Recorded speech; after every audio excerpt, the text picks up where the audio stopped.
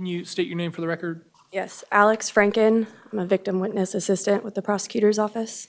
Are you reading a statement, Ms. I Franken? am. I am reading a statement on behalf of Alexa's parents, Andy and Sandy Stakely, who could not be here today. Go ahead. Of course, he pleaded guilty because he is guilty. This plea does not mean that he doesn't deserve retribution. He actually doesn't deserve a free life out of prison at all. He knew there were consequences when he chose to break the law, especially when he showed no concern regarding her life, nor did he attempt to rescue her once she fell from the hood of the car. It took weeks before somebody else turned him in. Where's the remorse? He has also had no remorse since being incarcerated that we are aware of. We have not received a letter, and we are not hard to find. Pleading guilty does not mean that he regrets what he did and/or would not do it again. Pleading guilty just means that he agrees there is no benefit of doubt that he did his part as the adult amongst juveniles, the influential one in the group, in 1, wanting to steal Alexa's car, 2, in participating in the act of stealing her car when he most likely saw that her son had just been loaded into the car, 3, in not intervening when innocent Alexa tried to stop the theft of her car and our grandson because he was in it, and 4, in not running out and yelling and screaming to stop his buddy by committing to drive away in her car, causing her to fall from the hood and possibly get hit in the head by the tire as his buddy squealed away. His upbringing, his circumstances, and his ideologies, nothing justifies him breaking the law by wanting to steal a car and, in turn, participating in taking another person's life. Her son's mother's life. Alexa was not born with a silver spoon. She had a difficult childhood, yet did not allow herself to be a victim of her circumstances. She became a great asset to her community and our world, being a help and blessing to others. What has he done with his life? He took someone else's. Thank you, Your Honor. Thank you, Ms. Franken. Now we have Alexa's brother that would like to speak as well. Good morning, sir. Could you state your name for the record? I'm Braden Price. I'm Alexa's brother. I want to start off by saying I didn't come here today to tell you what you probably heard 100 times already. I hope you have the humanity in you to understand what you guys did was very wrong. And you robbed a lot of people of great joy, and that little boy, he's never going to see his mom again. But I came here today to tell you that I forgive you. And I know, and I hope you have the humanity in you to understand that this shouldn't ever happen to anybody's family ever again. But I want to tell you that apart from my forgiveness, the bigger thing from this, and this goes for everybody in this courtroom, that God loves you and that he wants a relationship with you and that he can turn you away from this nastiness and this bad path that you're on right now. And regardless of whether you get a long sentence or a short one or probation today, I pray that you please receive him and try to be a message for others so they don't put other people's families through this. And for you and your family, I pray the best for you guys. I hope you can all learn from this and grow as people closer to God and be a good representative of the community and what humanity is about. Thank you. Is it Mr. Bryce? Braden Price. Price. Thank you. Thank you for being here, Mr. Price. I appreciate it. I know that he has some things that he would like to say to you. Thank you, Mr. Bowen.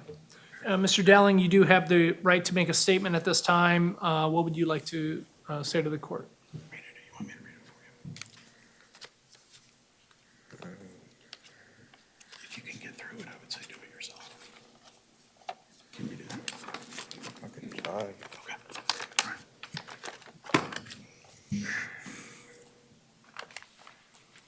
I want to start off by saying sorry to the victim's family, my judge, and my family. Day and night, I think of what could have happened different. It is very sad and unfortunate that someone lost their life. Those were never my intentions. This situation haunted me every day. every day since it happened. And today I get a chance to repent for my sins and take my time with respect and as a man. Sometimes things that you can't control happen, and for that there are consequences, and I 100% respect and accept that.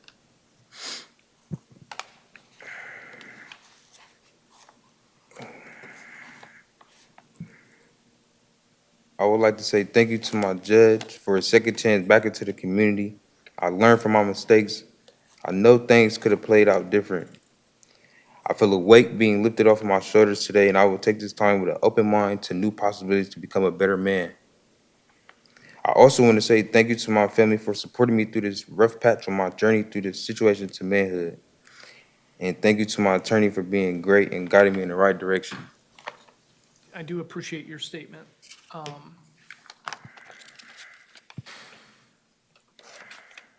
Before we proceed to sentencing, I did want to ask the prosecutors, Ms. Stakely, she was a teacher, correct? Yes, Your Honor. And was it through a private school or Canal? The Canal Winchester school system. I just wanted to make a comment, and it's tangential to the case, but, the fact that Ms. Stakely worked as a public educator and a teacher and had to work a side job is absolutely disgraceful. And it is, I come from a family of educators. My mom was a teacher, my dad was a teacher, my sister's a teacher, my uncle's a teacher. Everyone in my family is a teacher. And the fact that the people who pull the levers of power refuse to adequately pay and support our public educators is disgraceful and shameful. And I'm not blaming her in any way at all. Like, I don't want it to be taken out of context. Like, she shouldn't have to have a second job when she's a teacher.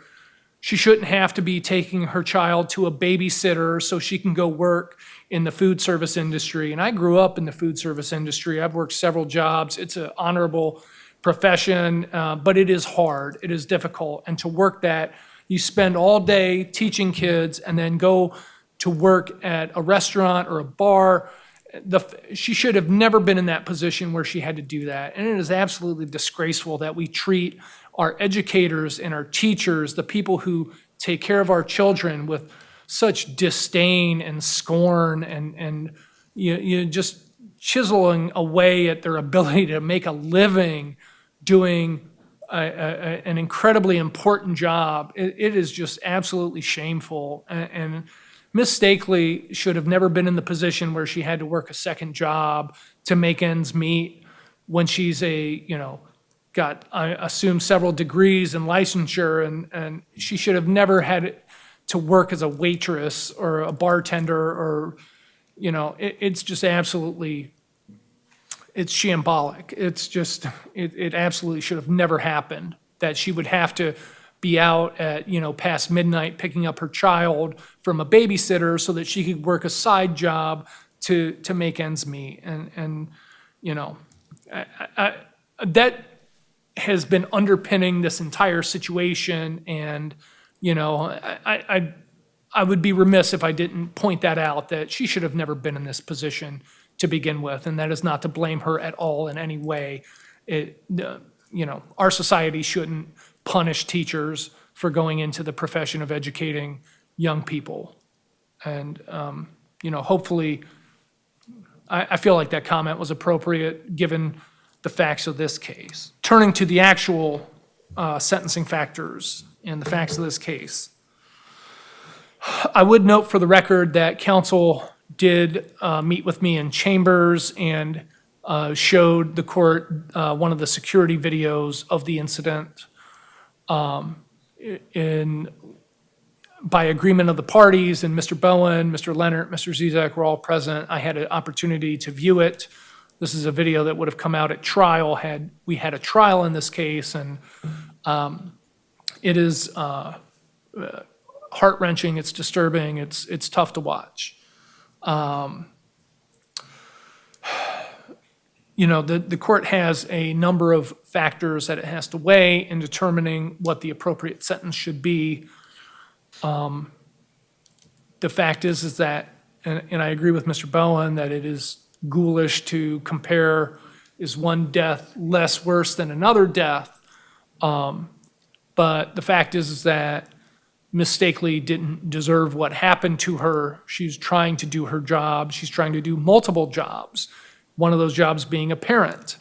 And, you know, having to have a babysitter and go out and work a second shift, you know, she just wanted to get home and probably get some sleep before the next day. And she forgot, you know, a power cord or something that she needed. She runs out, or she runs back into the babysitter's house to grab that thing and comes back out, and some jerk is stealing her car with her child inside.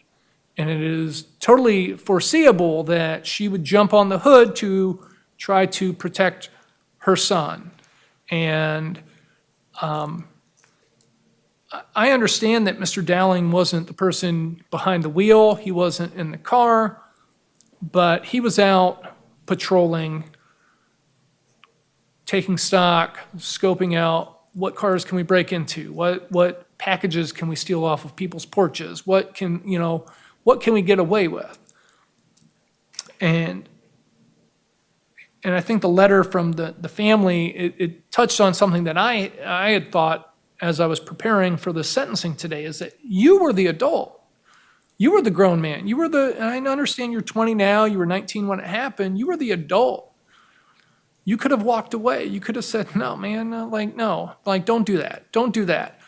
When it happened, you could have, and I brought this up earlier, you could have called 911. You could have called anyone in the media. You could have called the police. You could have said, hey, I was there, this happened. And I saw it. It was Mr. Hawkins, the juvenile, who, his case is still pending. I don't know if he had a guilty conscience, but the facts are in the PSI, and I read them. He turned himself in. He's the one who said you were there. And, you know, there were things even after the event happened, after she was hit, after she was run over, you could have stepped up and done your part. You could have at least helped. You couldn't make it right. You couldn't bring her back, but you could have done something else. And you didn't do anything until Mr. Hawkins gave your name to the police. And that's how they found you. And you're the adult. They're juveniles. They should know better, but it's kind of like, I don't know, like being the oldest child. You know, it's on you to do the right thing, and you didn't do it. And there is absolutely a punishment that needs to be paid. And I do agree with Mr. Zizek's discussion about deterrence, that one of the purposes of sentencing is to deter future conduct. And I think especially in this case, in a situation where we live in a city and a county where there are a lot of car thefts, this is the absolute worst outcome, and it was totally unnecessary. And you had the ability to, if not prevent it, stop it, mitigate it, make it less worse than it was. Their family waited 2 weeks to figure out what the heck happened and who did this. And that is, you could have ended that waiting, suffering a lot sooner.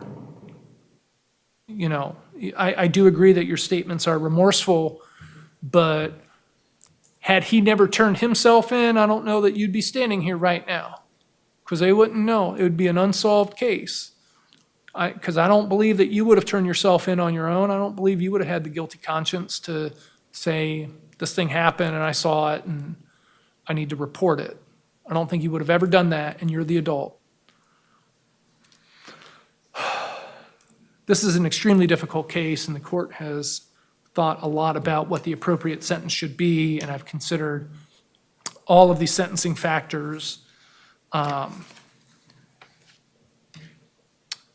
I'm accounting for Mr. Dowling's lack of a prior history. I'm accounting for his, not being the primary individual involved in what happened to Ms. Stakely and her being run over. The court believes that the appropriate sentence is that Mr. Dowling serve a term of prison of 7 years at the Ohio Department of Rehabilitation and Corrections. The court will consider judicial release when Mr. Dowling becomes eligible, and I will indicate that in the sentencing entry. I will award 380 days of jail time credit. Mr. Dowling, I'm going to advise you and remind you that if you serve the full 7-year sentence, that upon your release, there's a mandatory period of post-release control of at least 2 and up to 5 years.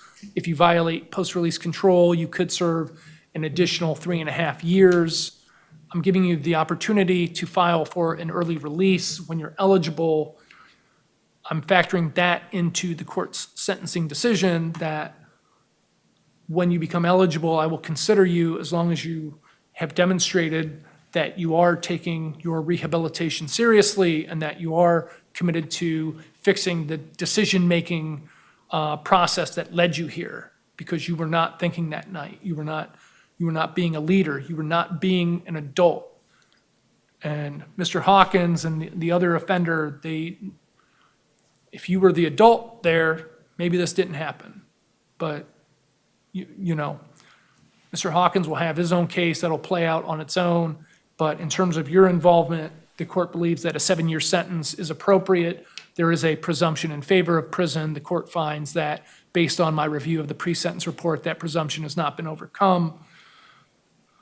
I'm not going to impose any fines or costs. There will be no financial sanctions. Technically, it is a sentence of 7 to 10 and a half years in prison at the Ohio Department of Rehabilitation and Corrections. Your sentence is presumed to end after 7 years. However, under the Reagan-Tokes Act, your sentence may be extended by up to 50% or 3.5 additional years if the adult parole authority finds that release is not appropriate at the time that you've completed the 7-year sentence.